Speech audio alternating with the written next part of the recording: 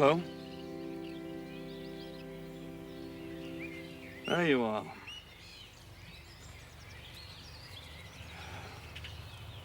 Oh, come on. If you please.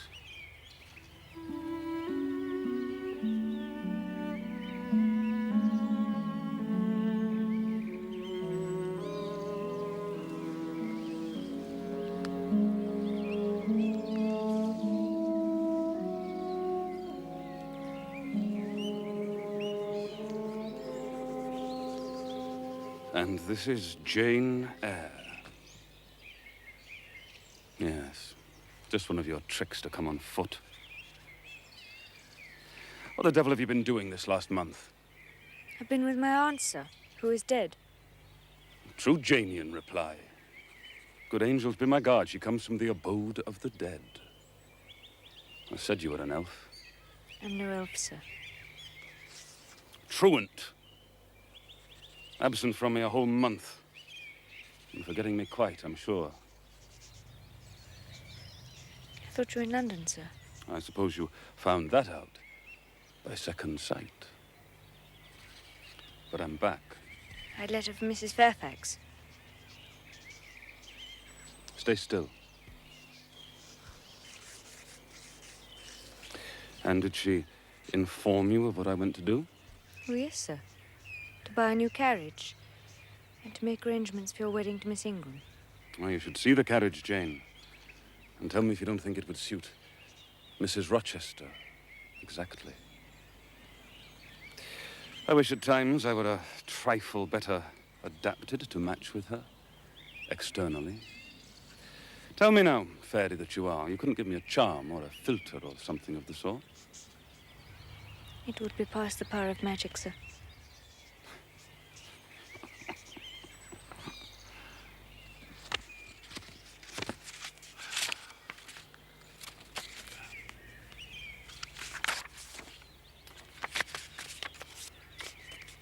Off with you, then. Go and stay your weary little wandering feet at a friend's threshold.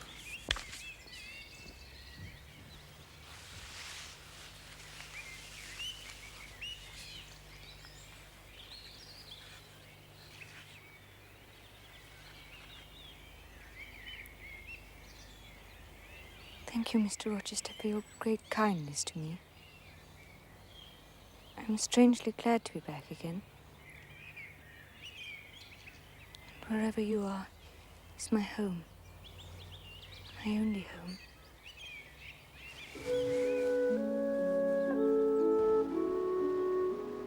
A fortnight of dubious calm followed. Nothing was said of the master's marriage. I saw no preparations. Mrs. Fairfax knew nothing. Strangest of all, he never rode over to Ingram Park. Then one morning he summoned me to the drawing room.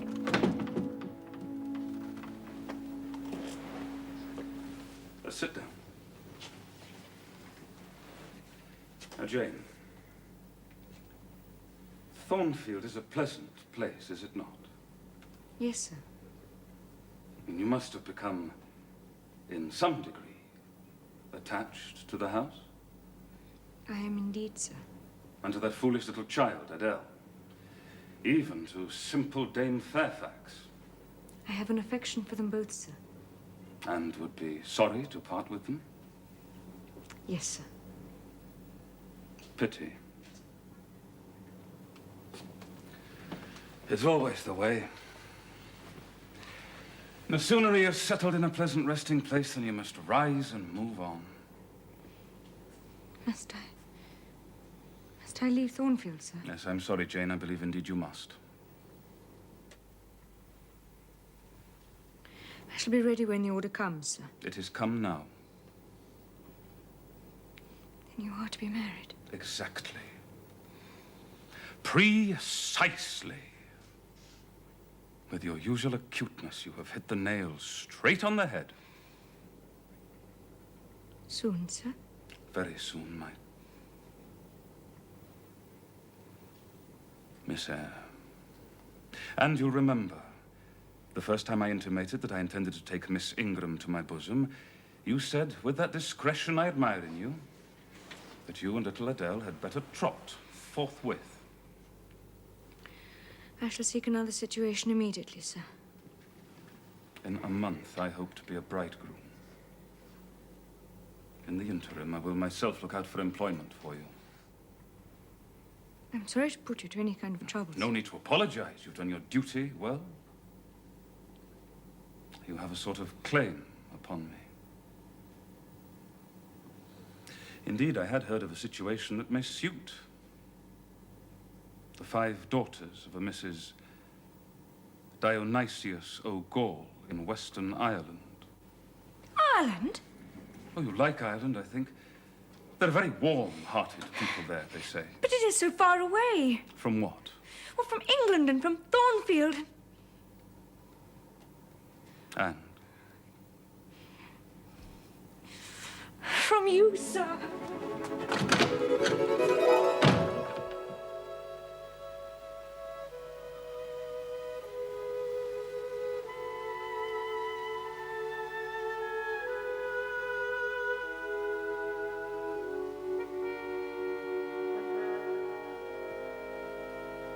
We've been good friends, Jane. Have we not? Yes, sir. And then we shall sit together in peace tonight. Even if we should be destined never to do so again. It's a long way to Ireland. I'm sorry to send my little friend on such weary travels, but if I cannot do better, how's it to be hoped?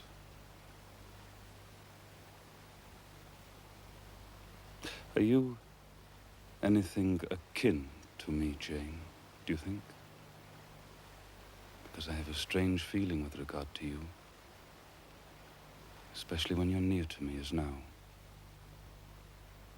And if that boisterous channel and 200 miles of land come broad between us, I'm afraid some cord of communion will be snapped.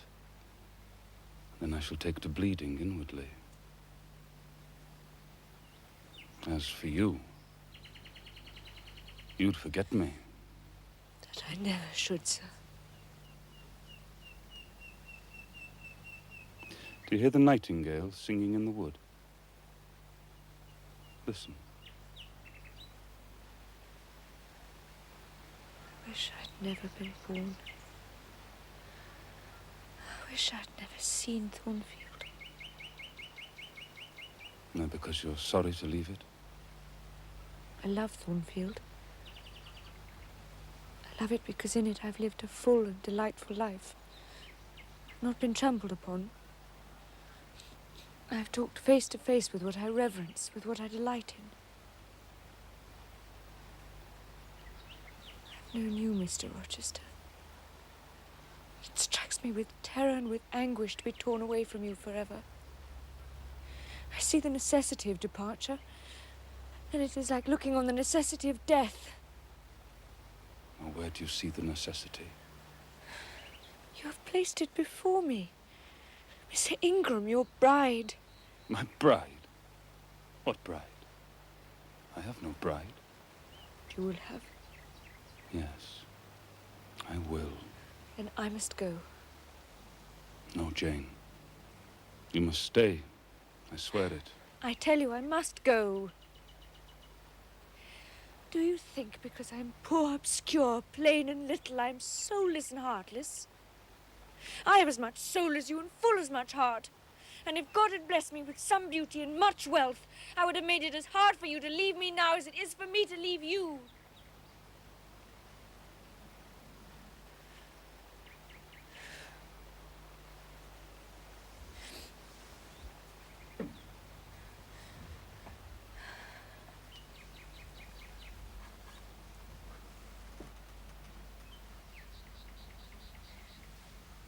It is my spirit which addresses your spirit. Just as though both had passed through the grave and we stood at God's feet equal. As we are. As we are. So.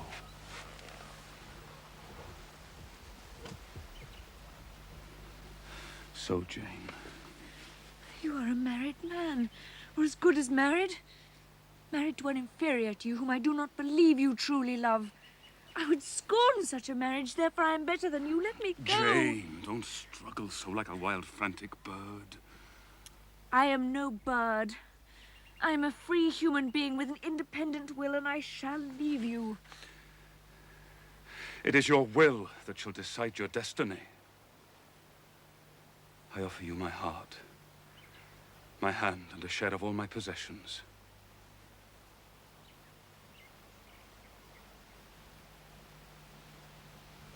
You play a farce with me.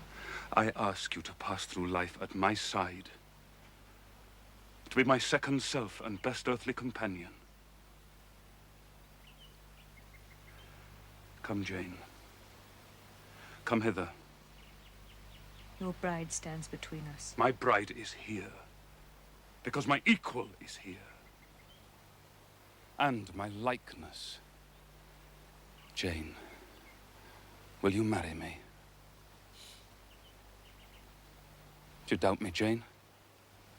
Entirely. You have no faith in me? Not a whit. Am I a liar in your eyes?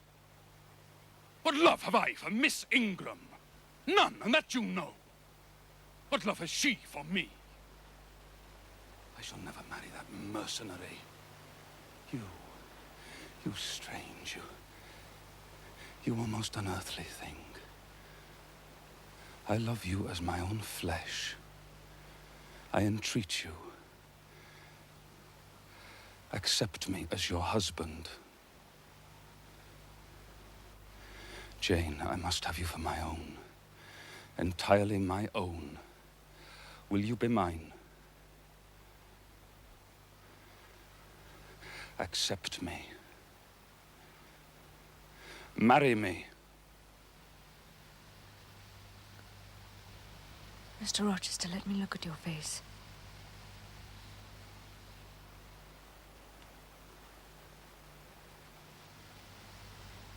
Are you in earnest? You truly love me? Do you sincerely wish me to be your wife? I do. And if an oath is necessary to satisfy, I swear it. Then, sir, I will marry you. Make my happiness. I will make yours.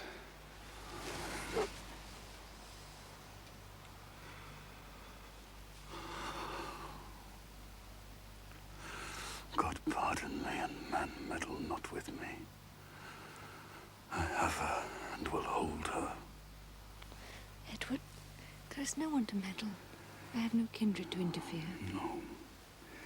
That's the best of it. Are you happy, Jane? Yes. It will atone. It will atone. My love and constancy will expiate. God will judge me kindly. For man's opinion, I defy it. Edward?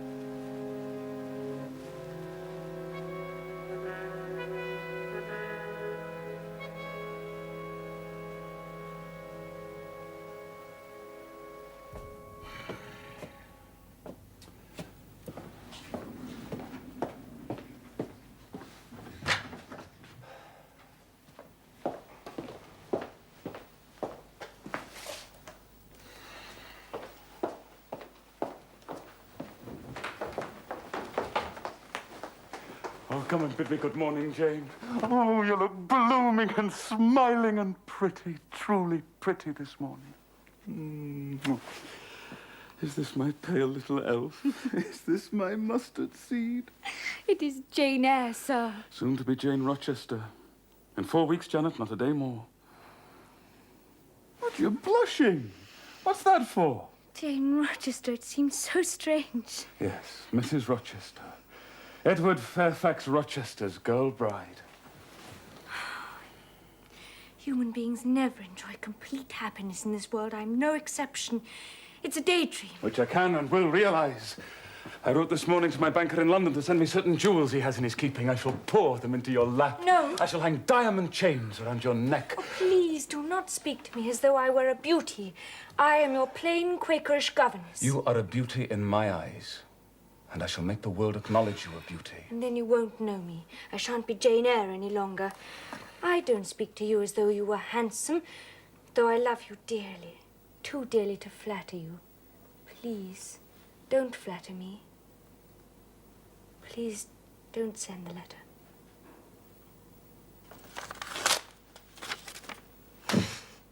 But you must ask me for something else. Very well. My curiosity is much piqued on one matter. What? Curiosity is a dangerous petition, Jane. Why did you go to such pains to make me believe you wished to marry Miss Ingram? Is that all? Thank God it's no worse. Well, I confess, even though I risk rousing that fiery indignation of yours that I wanted to make you as madly in love with me as I was with you, I tried to arouse your jealousy. That was a burning shame, sir. Did you not think of Miss Ingram's feelings? Miss Ingram's feelings were no more than pride and greed. She was glad to be rid of me. You have a curious, designing mind, Mr. Rochester. Well, my principles were never trained, Miss Eyre. I am so astonished. I hardly know what to say to you, Miss Eyre. Have you accepted him? Yes. I could never have thought it. He means to marry you? He tells me so. Well, it passes me. Well, no doubt it is true, since you say so. There are 20 years of difference in your ages. He might almost be your father. Oh, no, indeed, Mrs. Fairfax. And no one who saw us together would suspect it for an instant. Mr. Rochester looks as young and is as young as many men at 25. Is it really only for love he is marrying you? Oh, I'm sorry. I do not wish to grieve you. But you are so young and so little acquainted with men. I wish to put you on your guard. Against what, Mrs. Fairfax? In this case, I do fear that there may be something found different to what either you or I expect. Why? Am I a monster? Is it impossible that Mr. Rochester should have a sincere affection for me? No, I dare say he is fond of you. But gentlemen in his station are not accustomed to marry their governesses. There have been times when, for your sake, I have been a little uneasy at his marked preference and have wished to put you on your guard. But I did not like to suggest the possibility of wrong. Wrong. Mrs. Fairfax, we are marrying. Last night, I cannot tell you what I suffered when I saw you coming in with him at such a late hour. It is enough that all was right. I hope all will be right in the end.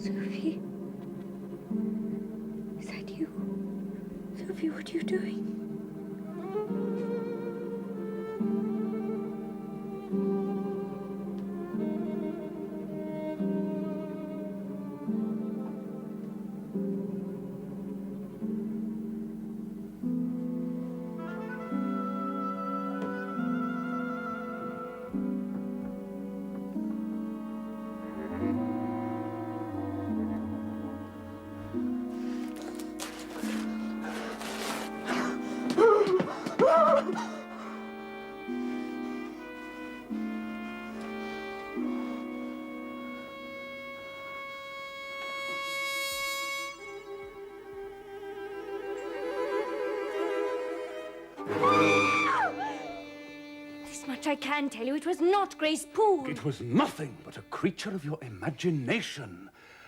Oh, I must be careful of your nerves, my treasure. Sir, the thing was real. And your dreams beforehand, were they real? Now, is the hall a ruin?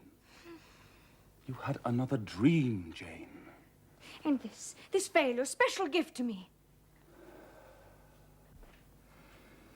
Oh, thank God, if anything malignant did come near you last night.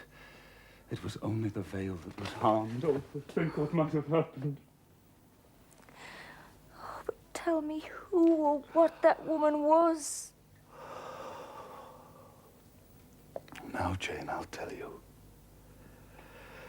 It was half dream, half reality. Look, clearly a woman entered your room last night. That woman was Grace Poole. You said yourself she's a strange creature. Now, what did she do to me? To Mason? You were between sleeping and waking. You were feverish, almost delirious after that dream, and you saw her in a goblin shape. Horrible features, quite different to her own. You had a nightmare, Jane. But the spiteful tearing of the veil is real, and it is like her.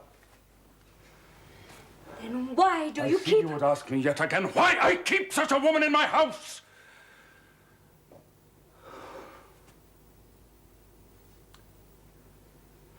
When we are married a year and a day, I will tell you. Not before.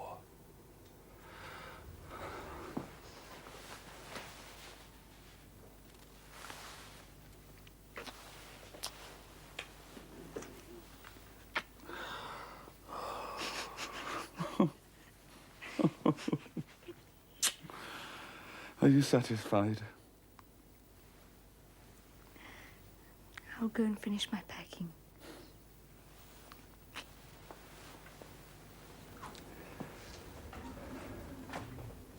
Oh, wait.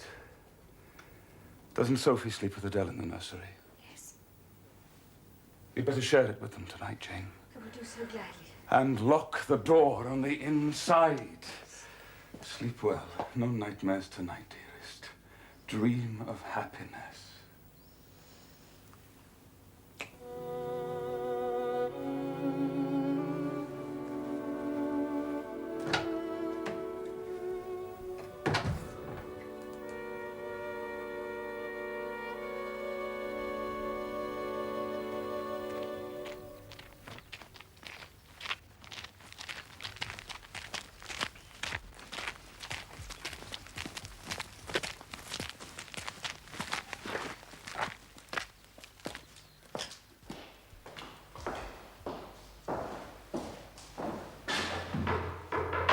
Welcome, sir. Welcome, madam. Would you kindly come up to the communion rails?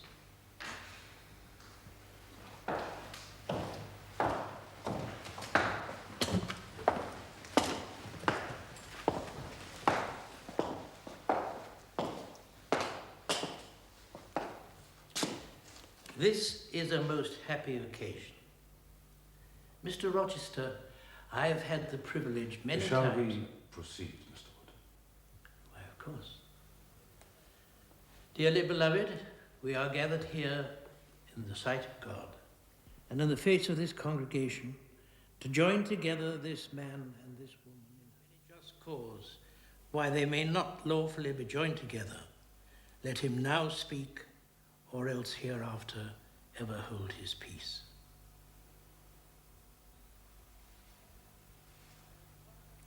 I require and charge you both, as he will answer at the dreadful day of judgment, when the secrets of all hearts shall be disclosed, that if either of ye know any impediment why ye may not lawfully be joined together in matrimony, ye do now confess it.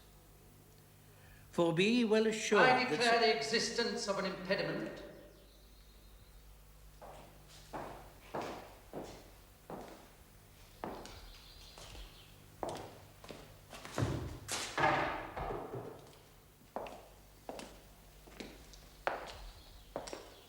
Marriage cannot go on. Proceed. I cannot proceed without some inquiry as to what has been said. I'm in a condition to prove my allegation.